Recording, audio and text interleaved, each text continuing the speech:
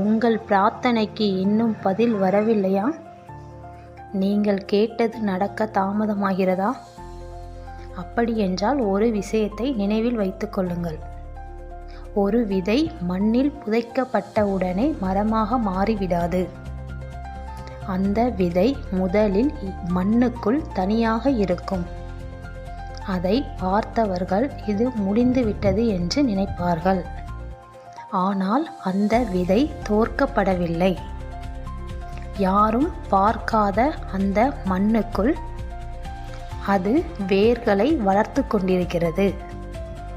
அதே போல இன்று உங்கள் வாழ்க்கை அமைதியாக இருக்கலாம். எதுவும் நடக்காதது போல தோன்றலாம்.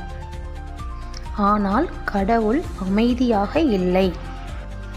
நீங்கள் பார்க்க முடியாத இடத்தில், நீங்கள் தாங்க முடியாத அளவுக்கு பெரிய ஆசீர்வாதத்தை உங்களுக்காக உருவாக்கி கொண்டிருக்கிறார். இன்று நீ ஏன் இவ்வளவு தாமதம் என்று கேட்கிறாய். ஆனால் நாளை இதற்காகத்தான் என்னை இவ்வளவு காத்திருக்க வைத்தாயா என்று வியந்து போகப் போகிறாய்.